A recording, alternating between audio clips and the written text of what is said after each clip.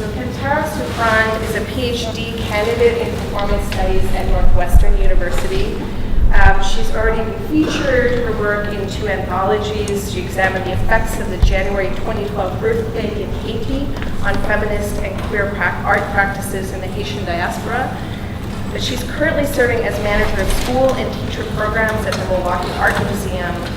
And she works extensively and closely with the museum's Haitian art collection. So welcome, Kantara. It's great to see you again. You too. Next to Kantara is Tyler Miller. He's a PhD candidate at the University of Illinois at Chicago. His research sits at the intersection of labor history, refugee studies, environmental histories, and oral history in the Midwest. After the 2015 colloquium, Tyler applied for private high school teaching jobs in the spring of 2016 and has secured a world history teaching position at an upper school in Brooklyn, New York. In fact, his house is now half packed and he's embarking on a move to New York, so we are very happy that he made time to be here with us. It's good to see you, Tyler. And then, last but clearly not least, Robert Smith III is an assistant curator of education, learning, and interpretation at the Art Institute of Chicago, a position, a potential that he actually found in the process of last year's Humanities Without Walls. He previously held positions at the Walker Art Center and the Minnesota Historical Society. He's a graduate of Brown University in Africana Studies. He's currently pursuing a PhD in American Studies at the University of Minnesota. And his research investigates the political, economic, and aesthetic histories of 2 emerging fields, creative placemaking and social practice art, which is definitely a huge part of Chicago's cultural ecosystem, and as those have become institutionalized in the arts, urban planning, and philanthropy. So please join me in welcoming Kantara, Tyler, and Robert. We sound so cool on paper. I know, we sound very cute on paper, don't we? We do, Yeah. really attractive. So I've been charged with getting us started by sort of going back a year and thinking about kind of where I was as I started, as we sort of moved into Humanities Without Walls last summer. And I guess I'll say that I was definitely at a turning point. I had just finished my 3rd year at the University of Minnesota, and I wasn't able to complete my exams on time. And it forced me to sort of ask some questions about kind of what I was doing, what my goals were, and how I was going to move forward. And honestly, when I walked into the door of the Gratz Center, a year ago, I really didn't know what I was going to be doing. Like Allison said, I studied at Brown University. I studied Africana Studies and Gender and Sexuality Studies, and I wanted to move to New York. That was in 2009, and kind of work in a nonprofit, do some fundraising work, be in the activist world that I had been a part of as a student. I did that work for 3 years, and it was, certainly tough for me to get back into the hot seat, go back to graduate school. But I found a great program in the American Studies program at the U, where Rose is a student as well. And had a great set of colleagues, great faculty. And something that I sort of learned right away at the U was that the academy was certainly one option, but that there were always other options. And my advisor, Kevin Murphy, was someone who had worked in museums, worked in public history for a decade before becoming a professor. So I always knew that was a potential path for me, and I sort of held on to that, throughout my 3 years at the U of M. So then let's scoot back ahead to last summer when I arrived here. Like I was saying, I was certainly at a turning point. Not sure exactly what I was going to do. And I think for me, this program opened up so many doors, so many avenues, clearly. And there's just 3 things that I wanted to talk about really briefly before talking about my current position. The first is that this introduced me to even more options, to more potential career options for me as someone who was hopefully going to graduate with a PhD, or someone who might leave a program and sort of go out into the career world. So these are non-teaching jobs out in the academy, non-profits, arts and culture, where I eventually landed, and Allison said, the sort of creative and corporate for-profit worlds in Chicago that I know that most of us had no experience with and perhaps no interest in working in at the time. But I think that, and I'm interested to hear where you all landed on that. But that really opened up some doors for me in thinking about different ways to make a living. Also, I think this was a really expansive, this program introduced me to a really expansive idea of what the humanities were. I was someone who was, in Africana studies, in gender and sexuality studies, in American studies, which, has its own particular kind of place in the academy, very interdisciplinary, often, really radical scholarship is coming out of these fields. But then I met, people in area studies, European area studies and philosophy and political science, fields that I don't really interact with much, or didn't really interact with much on campus. And I learned so much from those folks. And I found that to be a really, really valuable thing to take away from this experience. And then finally, this was such an incredible introduction to Chicago. In 3 weeks, I think I met dozens and dozens of people. I, got to learn learn the way around, learn the sort of larger arts and cultural landscape that I'm now a part of. And I think that was incredibly valuable. We did 2 years of networking in 3 weeks in this program, and I think that it can't be overstated. That's why you're tired. Yeah, exactly. And it can't be overstated how important that is. And like Allison said, I was introduced to the people who helped me get my position during this program. On the very last day, we went to the Art Institute of Chicago, and I met with the previous head of interpretation and the director of youth and family programs. I had some business cards made. I had my LinkedIn polished, and I made sure that everyone that I was really interested in getting to know, got one of those cards. I made them on moo.com, by the way. They make really lovely cards. And made sure to ask questions at every panel. I'm sure you guys were annoyed with me by the end of it, to make sure that I got my voice out there and had at least a brief connection. So from that experience, I was contacted by the director of youth and family programs at the Art Institute. She said there was a position open that I might be a good fit for. I sent her my resume and and a cover letter, and then I didn't hear from her for 4 weeks. In the meantime, I had decided to move to Chicago, that I felt like there was so much opportunity here for me, and that I was going to take the year off from my program and just sort of see where things took me. I was in Chicago. I didn't have a job, but I did have a great friend who let me stay at his house until I figured it out. And since I was unemployed and it was summer, I thought I'm going to go to the beach today. So I went to the beach, and when I got to the beach, I had a voicemail, and the voicemail was from HR at the Art Institute of Chicago. And they said, I'm interested in interviewing you for a position called Assistant Curator of Education, Learning and Interpretation. Since I hadn't applied for that job, I thought, what could they mean? So it turns out that woman that I had met at HWW had passed on my resume, and that had been passed on, and that been passed on, and I was already a sort of candidate for this newly created position. So I had to fumble through, a weird conversation about scheduling an interview for a job I hadn't applied for. But clearly it worked out for me.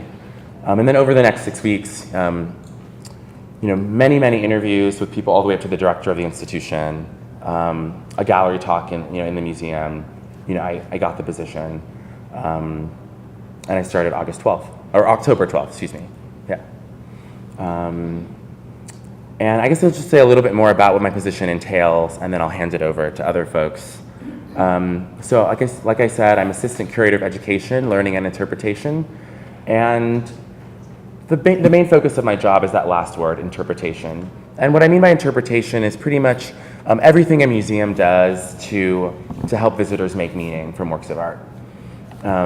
So in my role, that means everything from exhibition design, wall labels, audio guides, digital interactives, and also gallery tours, so any kind of adult learning that happens in the galleries.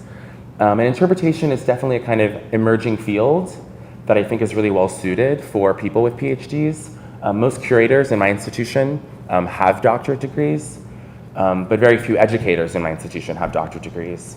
My boss has one, and she's the only one of over 30 people who have a doctorate degree. So this sort of newly emerging position that's attempting to kind of, what's the word, sort of reorder the balance of power between curators and educators in institutions are certainly positions that, that encourage and require PhDs, and I'm definitely very interested and excited to finish mine, in the next few years, to not limit, my potential in that career path. Right, so I also work around adult learning and gallery programs, and that's something that I definitely draw on my academic experience. I definitely draw on my academic experience in that role all the time. I tried to introduce in my institution more socially engaged practices. So I've created kind of new interdisciplinary tours that take people throughout the museum to think about kind of socially relevant topics. So for example, I recently created a talk around cultural appropriation. Since I was seeing that in the news, I was seeing, such and such, white actresses with cornrows, and people, Justin Bieber borrowing from hip hop and R&B, and I thought, how can we make that relevant to this institution? How can we help provide? How can we help use the resources of an encyclopedic museum to help people go out into the world and think more critically about the images that and the representations that they're seeing? So that talk around cultural appropriation thinks about white American and white European artists who are borrowing from Africa for modernism, who are borrowing from American Indians for American modernism, and thinking about the kind of relationships of power that are at play in artistic production, and the ways that sort of big issues like imperialism are kind of authorizing, say, Gauguin's trips to Tahiti.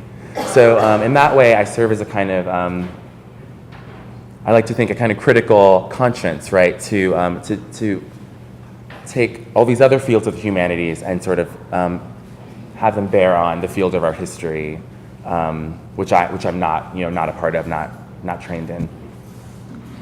And then also in that role, I'm interested in offering new voices and new perspectives, and having working artists, activists, etc., do some of the interpretation for us, so that experts with PhDs aren't the only people who are interpreting works of art, but that it's really something that all of us do in the museum. So I want to help create platforms for other people to do that, that heavy lifting of meaning making.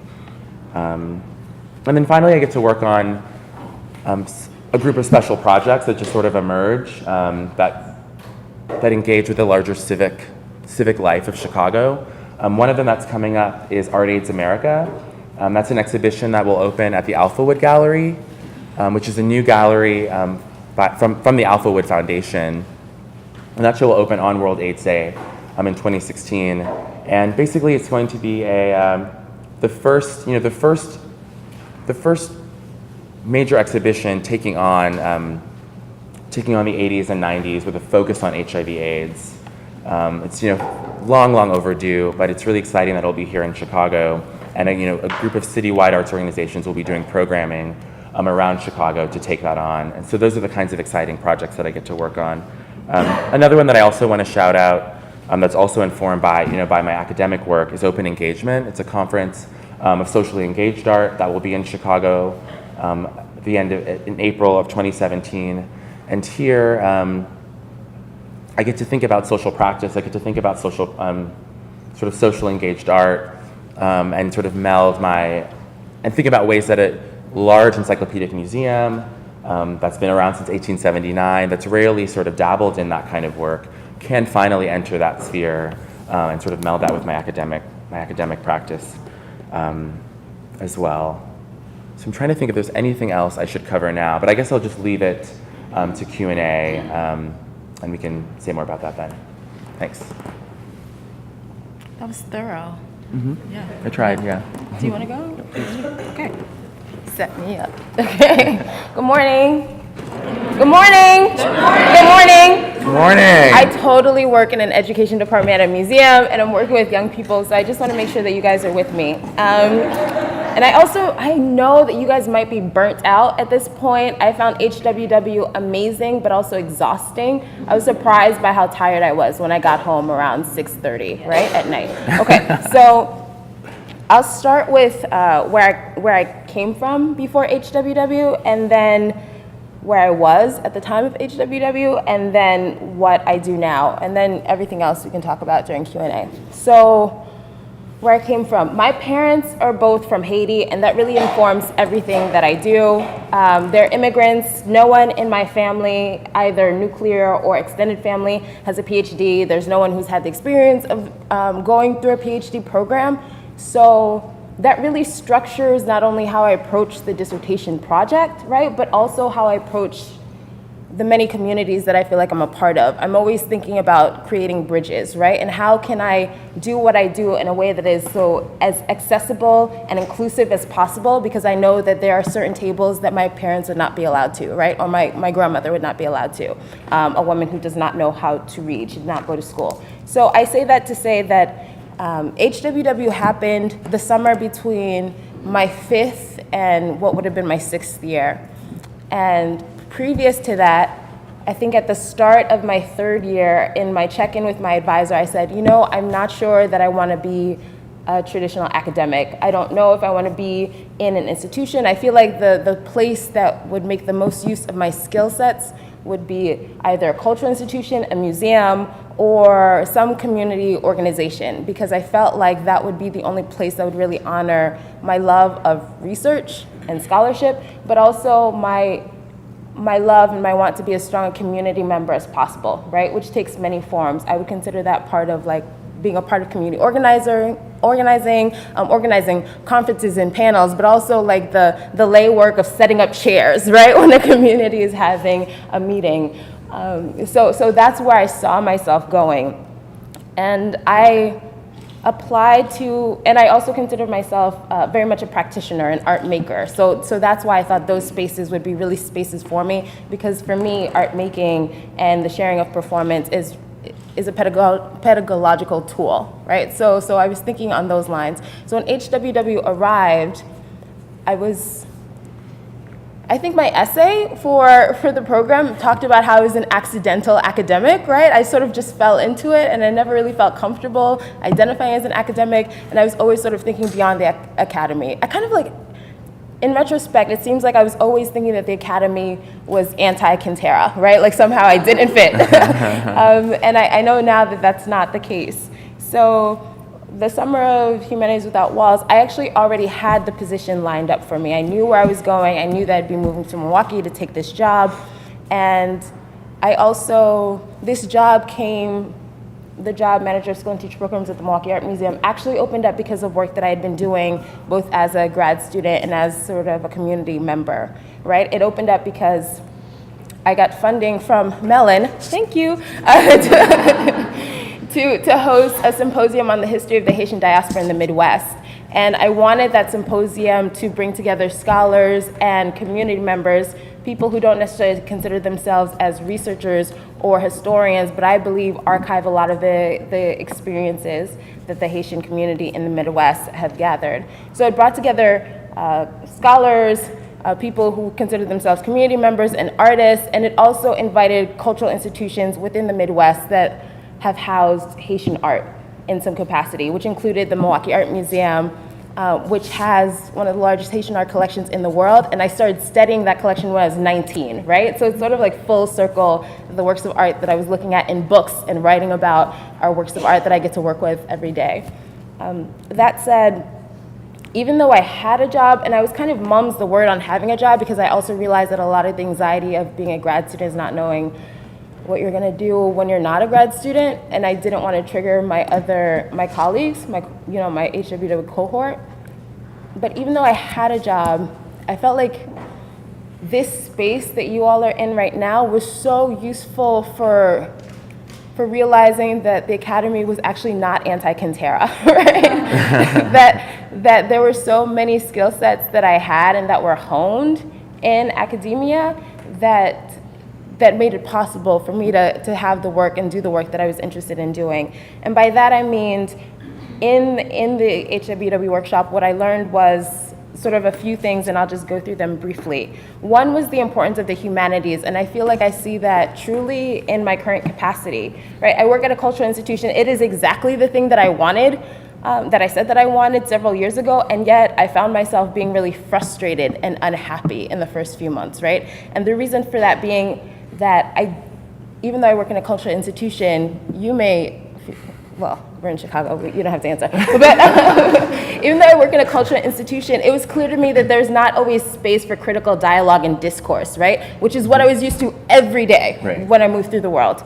So I think that I learned the importance of having space to listen and to critically reflect was something that I was missing in the cultural institution. And the importance of critical race and gender theory, right? I think I very much took those for granted, especially in my discipline, where my faculty and my advisors were all people of color and or people who identified as feminists, right? So all of those things were things that I was missing, and all of those things were things that I learned to bring to my work, right? So instead of hiding from them, how to bring all of me and all of those experiences to the museum, because I truly believe in the platform of the museum, right? That it can be a space for learning in multiple capacities. I think also, this goes back to what you were saying about the for-profit institution. In this program, I learned that I had a really messed up relationship to money, meaning that I somehow thought that being an academic or a scholar meant being altruistic and anti-money, and I really learned the importance of valuing our labor, right? And money as an important way of, I think, honoring someone for their time. And I think that I've been learning a lot more about that and thinking more critically about that in the nonprofit art world, which I think often pays you in gratitude and not in dollars. So that was something that I've been negotiating, and I learned the tools and the language for negotiating that in the Humanities Without Walls workshop. I would also say the thing that I learned from this space was the importance of bringing all of you to your work. So the idea that I had to somehow fracture myself, keep my performance, my community organizing background, my background as an immigrant, keeping that separate from my job actually does not behoove me or the people that I work with. And I would say that those moments where people on my team are like, thank you, are those moments where I really feel the most authentic, right? When I include performance exercises or force you all to say hello in ways that are really more in line and in tune with my work outside of the academy, right? They're the things that I learned from my elders and those people who would not consider themselves cultural critics, but everything I know about disrupting the status quo I learned from them. So I would say that those are the things that I've applied to my work. My work at present is, I'm the manager of school and teacher programs, which means that I create curriculum for teachers based on our art holdings, right? Which is the thing that I think those of us in performance studies, we do, right? We look at how art and art practice are tools for teaching, right? And that is what I do. However, because of the skill sets that I brought to the table, I've also become sort of a quasi-curator of the Haitian art collection, right? So really using the Haitian art collection to rethink and reteach people how to see Haiti, which was everything that I wanted to do. So I'm now sort of creating my own little position in the museum, and when we get funding, it'll actually be official. But those are the things that have been most important to me, and I think everything that I do now was well-tuned because of my time in the workshop. And I'm not just saying that, I actually truly believe this. This is like summer camp for grad students, and I really I enjoyed the experience so much. I would say it's because of meeting Kay, who was your colleague at UIC Chicago. Kay and I had an informal dissertation accountability online thing, where she and I would write our dissertations, and we'd keep a log and we'd share it with each other, and it was a way of really motivating each other to finish the dissertation. So I feel like I was most productive on the dissertation because of the job and because of that contact and relationship with Kay, and finished the draft of this dissertation there. So that said, I think that even though going to IDEO and Leo Burnett, oh my God, that was crazy. Did you all go to Leo Burnett this year? Okay, oh my God, it's crazy. even though going to those sites was really important, I think for me, the thing I was most grateful for was the opportunity to meet with and connect with graduate students who were having the same conversations, because I realized that I would not have had those conversations with my own colleagues at Northwestern, and somehow easier to do it with students who don't know your institution but are having the same sort of troubles navigating those institutions. I also learned that all grad students are not created equal, and what it means to be a grad student at a private university and a grad student at a public university, and that we navigate different, I think, financial responsibilities and burdens, and that was eye-opening for me, as well as my colleague, Ira, from Northwestern. So that's it. We can talk more during Q&A.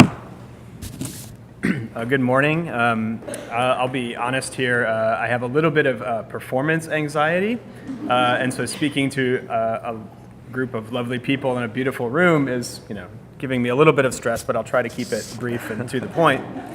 So I'm Tyler Miller, and I came to HWW last year as having just completed my third year in the history department at UIC. And I think when I entered the PhD program, I was at least conscious of the diminished job prospects for traditional academic routes. I was aware of it.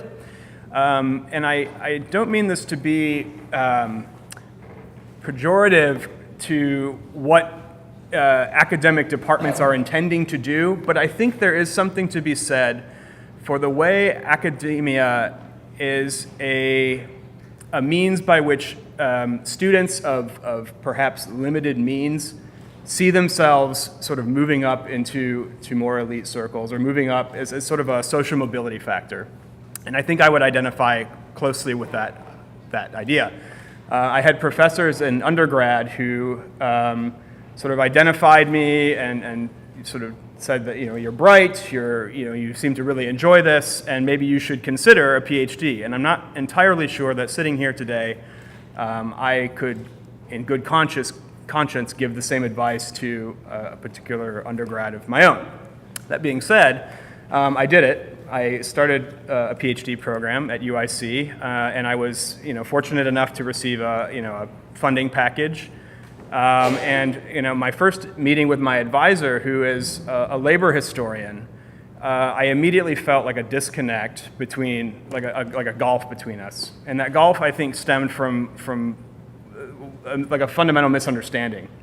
My advisor is a very amiable person, a very kind and compassionate person, who I think has made a career on studying the labor movement and the sort of the struggle, the labor struggle in this country, and sort of a more global outlook as well. But he himself and the people in his sort of immediate academic circle are not a product of that movement. And I say that in the sense that the university that he came up through is a very different university than I came up through. The financial burdens of attending a university today are very different than the financial burdens of attending a university when my advisor did it.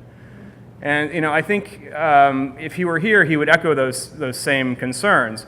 And so from a very early point in entering graduate school, I became conscious that I'm not entirely sure that someone who cares, like at a kind of an ethical level, about labor and about the struggles of working people, from the people that make our food to the people that do our taxes or whoever.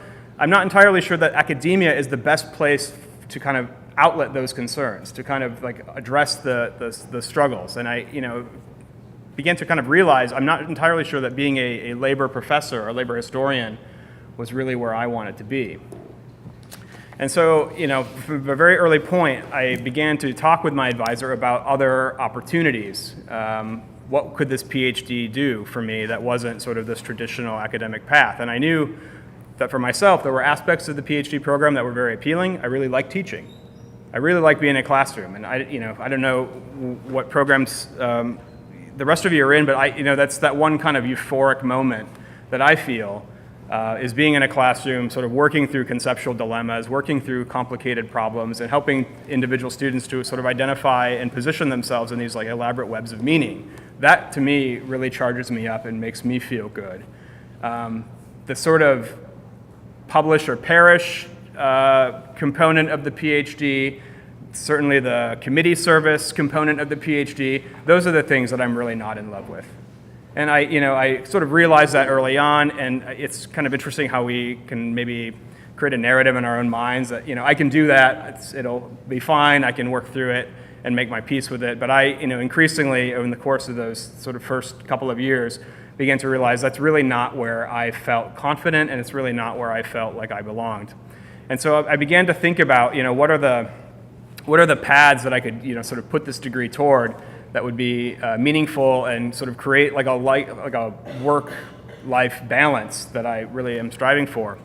When I graduated from college in 2008, I began substitute teaching in a couple of public high schools in Michigan. And at the time, I really enjoyed the sort of process of teaching. I was fortunate enough to get some teaching assignments that lasted many months, one of them a full year. I never had teaching certification though. And so there was always this kind of problem, like I either need to go back and get certified to teach in Michigan public schools, or I need to sort of consider graduate school and really go hard and fast at the academic route. Last year, when I came to HWW, I had in mind, I think, a certain idea of what the PhD might do for me, and it was something completely unrelated to teaching. I work on refugee issues, I work on the global Midwest, and so I was thinking sort of along the lines of the think tank world, the sort of diplomatic world, the community engagement world.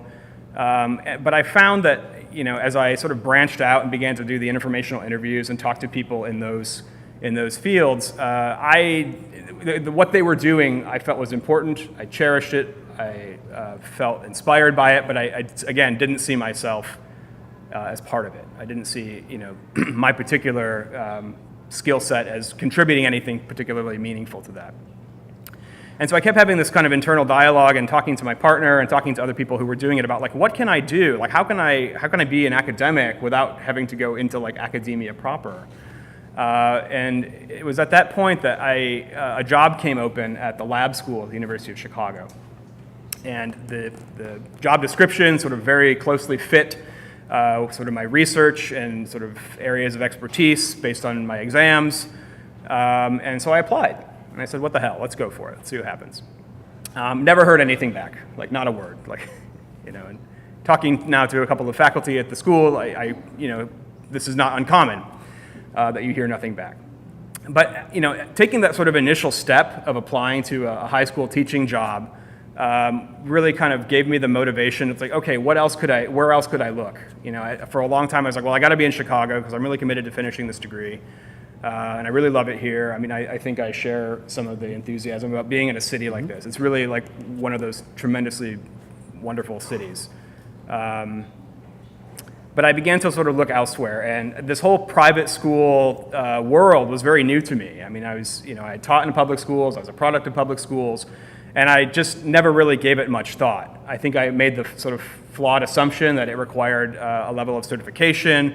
My colleagues and friends who are teachers have expressed a lot of discontent with the pressures that they feel as a result of No Child Left Behind, the standardization movement, unions sort of taking a hit in both compensation and benefits. And so I was feeling hearing a lot of the negative kind of outcomes of people who were working in teaching, and I had sort of lost sight of what were the positives. And so after this sort of missed opportunity with the University of Chicago's lab school, I began to apply to other private schools around the country. I applied to schools in Sandy, Utah. I applied to schools in Vail, Colorado. I applied to schools in Canada. I applied to schools in New York. I applied to schools in Florida. Lacking some enthusiasm about it. And one morning, I was sitting in my office and I got a phone call from a school in Brooklyn, and they asked me if I would be willing to come and interview. And I was just kind of floored. It was the same day that Donald Trump was coming to UIC. There was like a bunch of commotion, and I thought it was a prank. Some kind of dragnet from the GOP or something. And so I said sure. And so they were very generous. They flew me out to New York, and I did this sort of all-day interview, which if anyone has sort of done this process, it is exhausting. I mean, it's very not dissimilar to what you've been doing here. And it's just like you are meeting person after person after person after person. I was greeted by my will-be boss, very lovely person, very encouraging person, who kind of immediately took me under her wing. I think like from the moment we met, there was like a mutual recognition, like this is a really good fit. So now I just had to convince everybody else in the school that it was going to be a good fit. And I'll just give you one little anecdote. I went and met with the headmaster. I don't make these terms up. I went and met with the headmaster, and I had prepared. I had done the reading, like how do you prepare for these job interviews? What should you be ready to say? How should you be ready to talk, and so on and so forth. And he didn't give a shit about any of that. Like he didn't care like my degree. He didn't care like what I studied. He wanted to like figure out like who was I as a person. And he's like, Tyler, you're from Michigan. I am from Michigan. Are you a hockey fan? Of course I'm a hockey fan. I'm from Michigan. I'm a Detroit Red Wing fan. And we started to talk about hockey. And then he asked me, he's like, Tyler, are you a sailor? And I said, sir, I think you're confused as to what part of Michigan I'm from. This guy, I mean, not to pick on like the East Coast or anything, but this guy was like a product of the East Coast. He had just purchased this like sailboat in Mackinac City. He didn't pronounce Mackinac correctly. Mackinac City, Michigan, and he intended to sail it up the St. Lawrence Seaway and then down the Atlantic coast to dock it somewhere in Rhode Island or something. And I said, sir, I'd be happy to be your first mate if you will in fact give me this job. So after this like exhausting round of interviews and talking to people, and for those of you that have done this, you get really sick of talking about yourself. You're like, what more can I, like, and you kind of like change the narrative every time because you're trying to like be a little bit more interesting from the way you were an hour ago, right? So I came back to Chicago. I went to class, did my teaching duties, and I didn't hear anything for like 2 weeks. I mean, just like silent, right?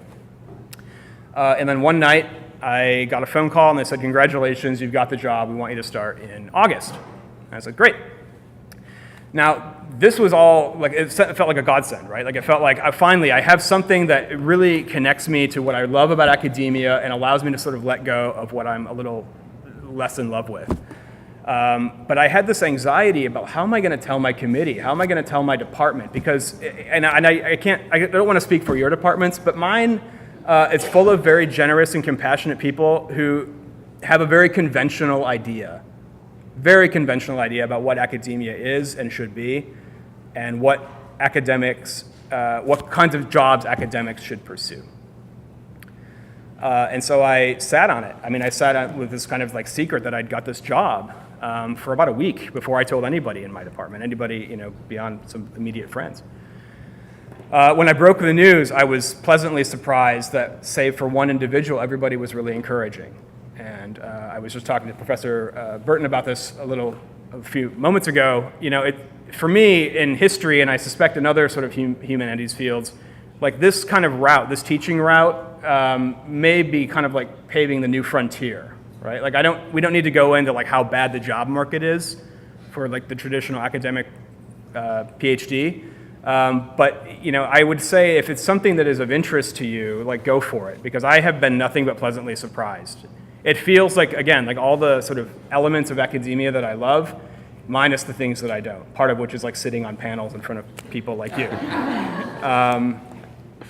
Now, just very quickly, I would not have done this without HWW's kind of encouragement. And to echo Kantara, it is exhausting. Like that 3 weeks was just like, I just collapsed every night because I just felt like I was being like thrown around Chicago and going to places like Leo Burnett and like having to dress like a banker and like, and I'm like, half the stuff, I'm like, there's no way I want to be a part of this. But it was in those kinds of moments that you're like, okay, now I know that about myself. Mm-hmm. Now I know that this is not where I fit in. And I would echo something about you, like with the money issue. I kind of knew like that kind of like social mobility, whatever you got to do to make the big salary, that makes me like profoundly uncomfortable.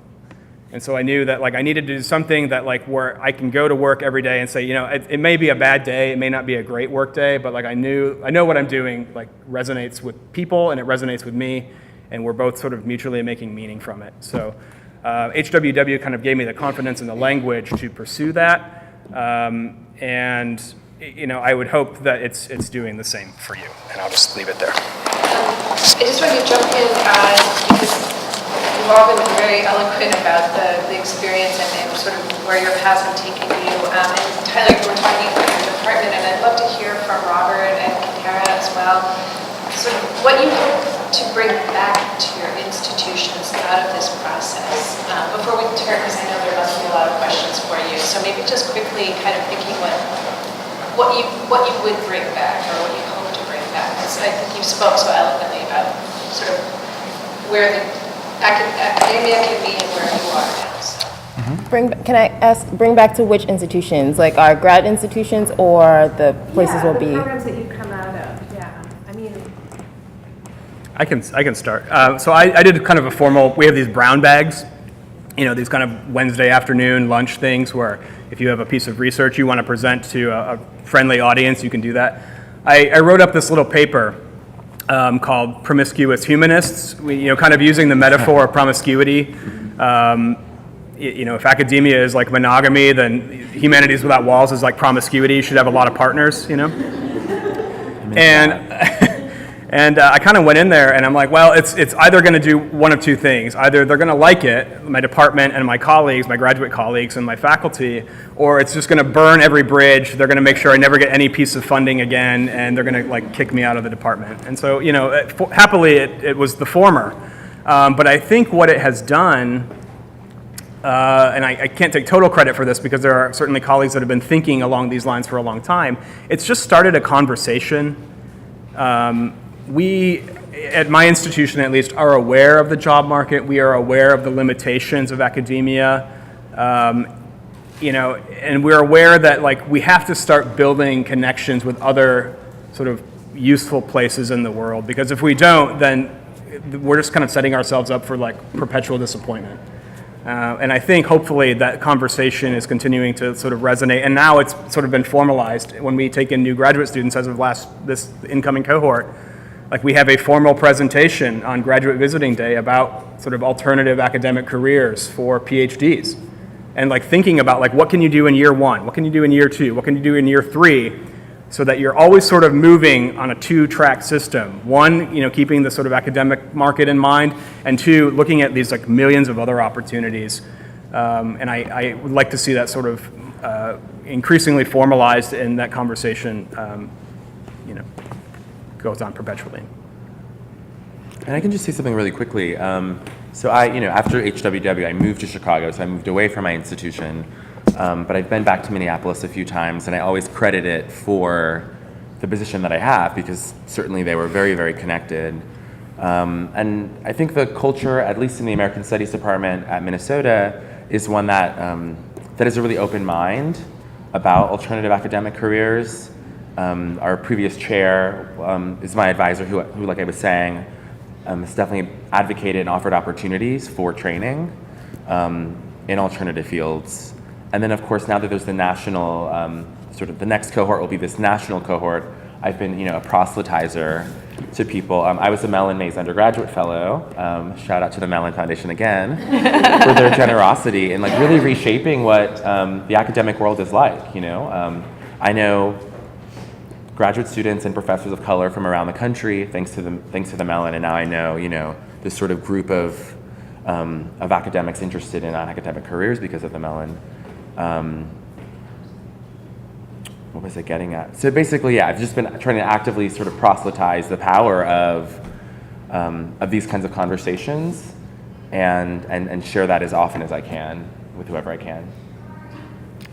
I would say that because I'm in performance studies, which is a field where, because it's new and because we spend a lot of time having to answer what is performance studies, our department does a really good job professionalizing us and teaching us how to sell ourselves, right? Mm-hmm. So I realize that that's not something that I necessarily need to bring back to them, but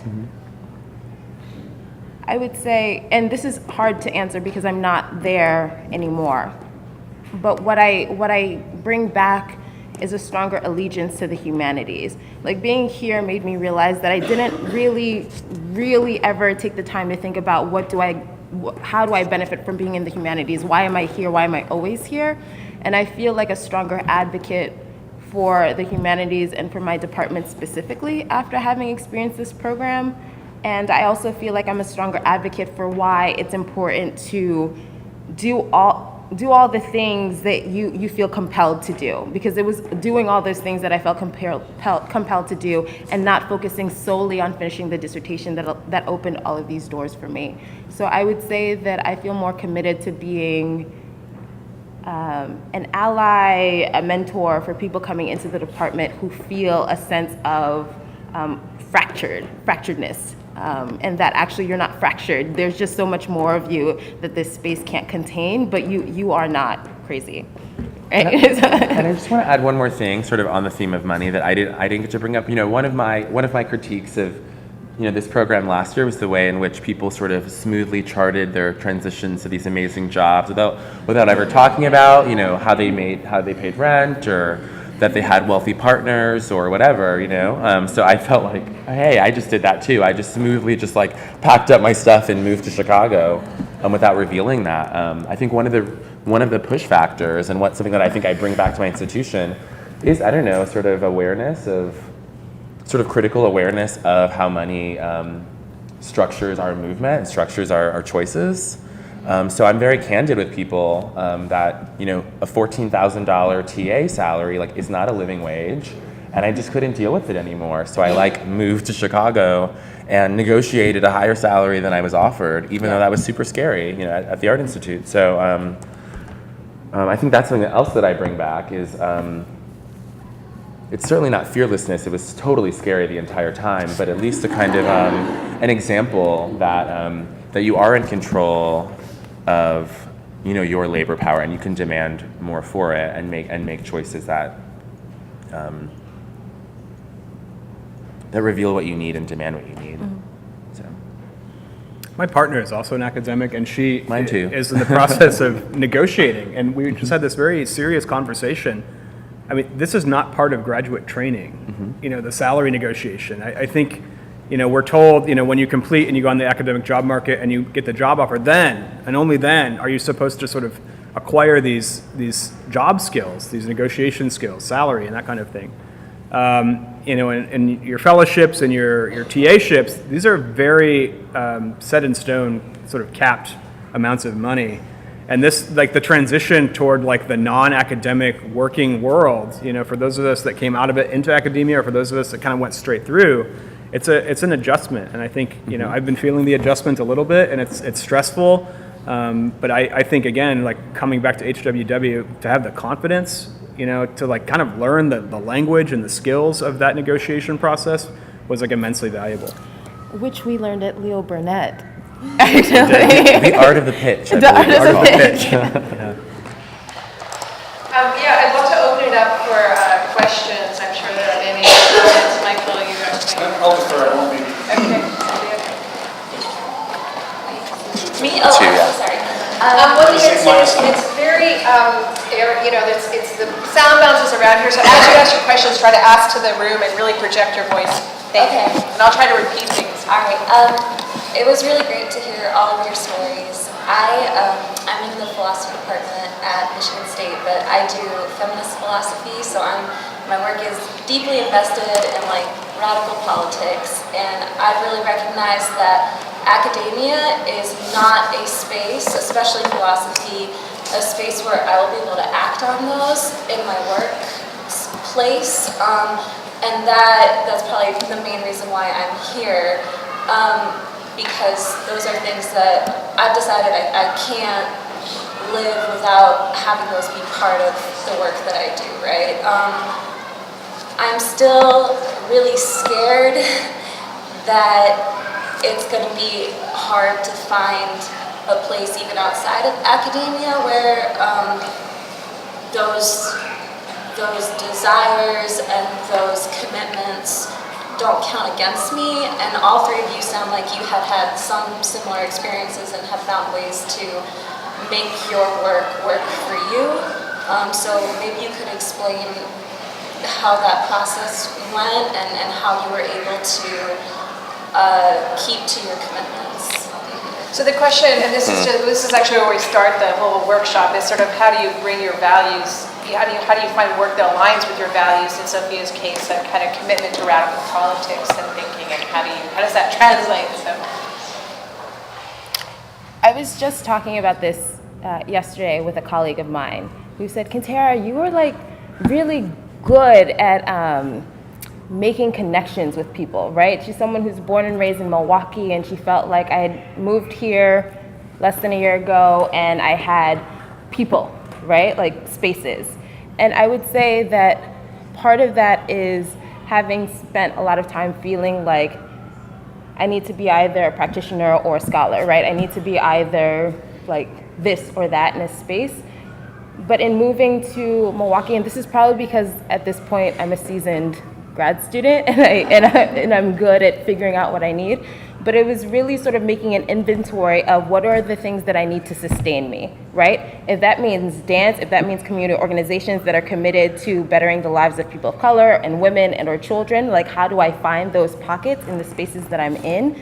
And then, and that's what I did when I moved to the city, but also realizing that just because I'm going out to them doesn't mean that they're not somehow connected to my work at the cultural institution that I'm a part of. And I would actually, so that's one way. So sort of creating an inventory of the things that I need to sustain me and realizing that they're not separate from each other, right? The fact that I need these multiple things means that they're not separate from each other. Somehow they're related to each other. That said, I actually want to sort of throw a little critique into the idea that academia is a place that can't hold our critical investments, right? That we can't challenge academia. And I know what you mean because of I think we've met a lot of people during our time who said, well, I waited till I got tenure, right, to be radical. But I would say that I've learned to appreciate academia more because I realized that the conversations I had in academia were critical to becoming who I am now and critical to asking really necessary questions at the cultural institution that I am a part of, which is white, which would not think about those things if I hadn't gotten that schooling in academia. So that's one thing that I want to say. And I want to say that I think it's quite possible to create systemic change in academia and in the cultural institutions that I'm a part of, and that I think that there is a way to act on those things in those spaces and to ruffle feathers, if that makes sense. Is that helpful for you? Yes. Okay. Right, I mean, like you said, it's hard though because academia is very stagnant and, right, like, so I'm studying things about like liberation and liberatory theory, and then one of my colleagues in my department is sexually harassing me, right? And those things happening at the same time, it's just the juxtaposition makes it so clear to me that that is not the right space for me, I guess I would say. Sorry. Yeah. I guess what I would add, in sort of jumping off from what Kantara was saying, is that, as a black gay man, like it's very clear that none of the institutions that I've pretty much ever been a part of, not the Black Church, not Brown University, University of Minnesota, or the Art Institute of Chicago, were like built with my needs in mind. And I like totally feel your question. Like, I think it's a question that has not gone away. It's what I think about when I wake up in the morning. And in being sort of chosen for this position because of the perspective that I can add for the education that I've gotten, I still need to like protect my heart and my energy. And I know that there's so much, especially as the Art Institute is thinking about diversity, inclusion, equity, how to be responsive to like what's going on in Chicago that's so urgent, that a lot of that labor like falls on me or falls on people of color, falls on queer people to do the work of just getting through the day because Orlando happened, or the kind of work of speaking experience of like re-traumatizing ourselves over and over again to convince other people that they should care. So I don't know where that place is where we can I'm trying to figure out where's that place where I can be politically myself, sort of spiritually myself and like get paid for that. Like I don't know where that is. So if you find it, like let me know. But what I try to do is I try to find ways to be as authentic in my work as possible, to push back when I can, but then also like find things outside of work that keep me going. And I think that's my partner. I think that's community organizations. I think that's like standing up and looking at artworks when I get mad. It's like going to, a Felix Gonzalez Torres piece and thinking about queerness and thinking about being a person of color. I mean, that's what I do to kind of get through it. But I think it's a personal negotiation that we're always going to be navigating in the world. Yeah, unfortunately, my question just got more complex. Sorry. First, about the question about how to break news to your committee or your department. This is sort of where I came in 20 years ago. I had a student. I only had 3 doctoral students in the university. One got a tenure track job, one did not. The third got a tenure track job at a Big Ten university. Her dissertation was brilliant. She got there after 1 year. She decided, I hate academia. I hate everything about it. She went and got a job in the Chicago public high schools. She's been here ever since. Some of her committee members were outraged. This affects their placement rate. Like, your placement rate? I went from 2 out of 3 to 1 out of 3. Do I care? This is her life. This is what she wants to do. We need to support this. And so I felt very passionate about people who make that choice ever since. And that's why when Diane Harris was coming up with what do we do with Humanities Without Walls, I was suggesting, well, maybe we should do this. I had no idea what it would become. When she said, what do we actually do pre-doc workshops? I said, I don't know. And I think it was Madi Fuzel, and then Diane put together the idea for doing it through the Chicago Humanities Festival, which made it absolutely brilliant, exhausting, but brilliant. And one of the things we need to do as center directors when we go back to our institutions is address not only the individual snobbery of faculty who care about their placement rates, but the other thing that drives this is fear. Fear that your department will be weighed by their placement rates, and exclusively by their academic placement rates. And if they don't make the case, at Penn State we had our dean and associate dean wrote a thing in the Chronicle saying, well, we're going to evaluate departments by is academic or other meaningful professional employment. That seems to me a useful and more capacious criteria. All that said, this is the other part to respond to your question. Our 2 applicants last year, the 2 people we sent to Humanities Without Walls were both in philosophy and they were both women of color. Amina, Yeah. right? When I proposed this, the last thing I wanted was to make philosophy less diverse. Right? It's the least diverse discipline by far in the humanities, and it's affected, as you just mentioned, by a lot of white boys behaving badly. Phenomenal. So I couldn't be more ambivalent about that part. Right? I don't know, on the one hand, where the tenure faculty have the obligation to make the case to their deans, to their provosts, whatever, for a more capacious understanding of work in the humanities. We also don't want to drain from academia the people who actually might change it. Or might work. And I don't know what to think about that.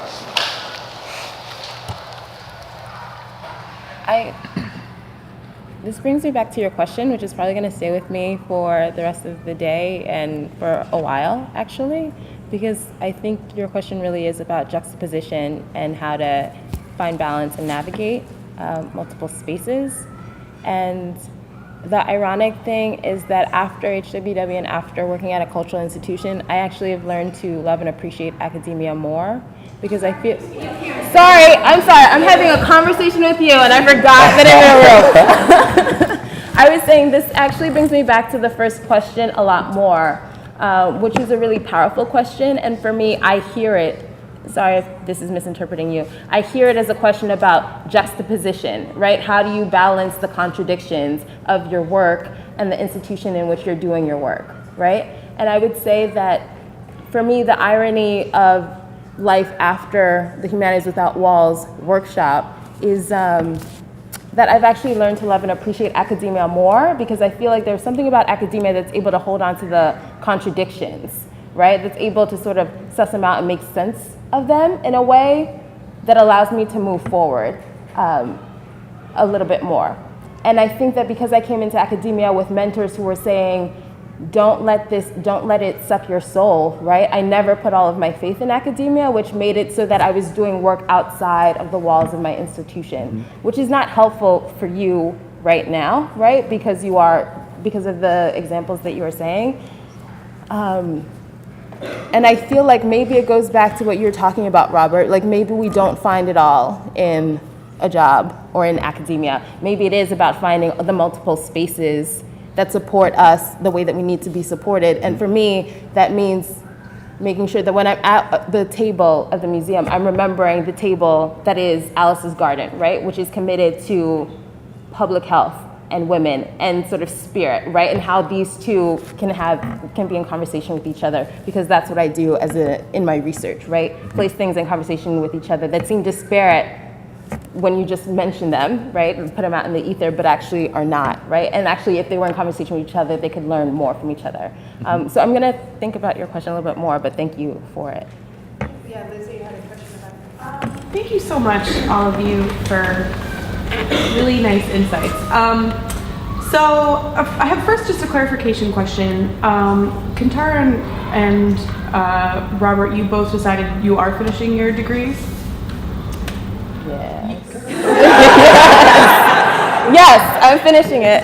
Great. So I'm finished with my coursework, but I still have my exams and a dissertation to write, and I'm committed to myself at least to finishing. And I'm back in my program next year. I've finished a draft of the dissertation and I'm editing it now. Okay. Yeah. So Much closer. a small number of people in this room are considering not finishing and making that decision soon. For those of us who are at a phase where that's logical, maybe before exams, maybe shortly after exams, before a lot of the dissertation research. Do you have any, how did you decide that you did want to finish the degree knowing that you weren't going to pursue a tenure track position? So I'm hearing the voice of my best friend's mom, who, after I finished my master's program, I thought, this is it, I don't want to do anymore. And she's a Black woman who completed her PhD, and she said that as a Black woman, it does not hurt you to have more letters behind your name. And that's not a reason to stay. But I realized from my community work that there's a lot of people who are counting on me and who are supporting me and who I can tell their stories effectively, and I will be heard because of the doctorate. So that's one of the reasons why I continue to stay, because of all the people I bring with me through that PhD. I would say that asking yourself to whom you are committed, and if you don't need it, don't do it. But I would say for me, that's why I did it. Yeah, and I would echo, I would echo that too, in terms of who comes with me if I, get a hood, But then in terms of my specific institution, we have 11 curatorial departments, almost every curator in the museum has a PhD. My boss, who's the associate curator of education, has a PhD. It just seems essential if I'm going to move up in the museum world to have one. And that does plenty to keep me on the hunt for it. But I think I'm still in this sort of limbo. I'm still trying to work with my supervisors to create time in the workday for moving ahead. Luckily, we can take free courses at the school at the Art Institute of Chicago, and I've taken that opportunity to write parts of my dissertation proposal, to work on exams, to just be in to continue to still be in an academic environment, and then cross the street to go to my desk. So that's how I'm navigating at least the limbo I'm in, but I'm still committed to finishing because I just think it's essential for my career. And Tyler, is that how you made your decision not to finish, that it wasn't essential for what you wanted, or were there other? So I actually intend to finish, and one of the incentives to take the job was my school was very clear that there would be resources and support for that to happen. Again, the private school world is something I'm only just discovering. But like some of the private colleges, there are endowments available, and my school has endowments for faculty who are interested in either professionalization or completion of degrees. Wow. And so, it was a big draw for my immediate supervisor to say, your obligations during the school year are pretty firm, but in the summers there are resources available for you to complete your writing. She's been very encouraging to say, like, I want to see you finish. You've come so far, you know, and the decision, you know, after the completion is up in the air. I think, you know, this question about, like, should I stay or leave is like a deeply personal one, and it's really hard for me to assume any kind of good reason or bad reason to stay or to leave. For, you know, it's really close to your heart. But for me, because the resources are there, and because, you know, like, I think like Robert, there may be opportunities that the degree will open down the road. I'm very much committed to finishing, like, as of like right now, today. That could change, but for right now, it feels pretty solid. Can I just quickly to the room, does anyone else have continuous enrollment at their universities? Like, I can't take 10 years to write my dissertation. That's not an option. I wasn't sure how common that was. We have it at Northwestern. You have to pay a fee, Northwestern people. It's like $100 to $110 per quarter to continue to be enrolled, but yeah. Yeah, we actually had a presenter who, remember Lee Kelly, who did that for what, 20 years before she finished? You know, it's oh my God. Wow. This is something to take back, I think. You know, where we've landed right now, and I am the taskmaster or keeper of the clock, is exactly what we're going to continue talking about in our reflective session, that transition, and sort of what are the various things that all of you bring to that, so we can get a clear sense of what that path entails.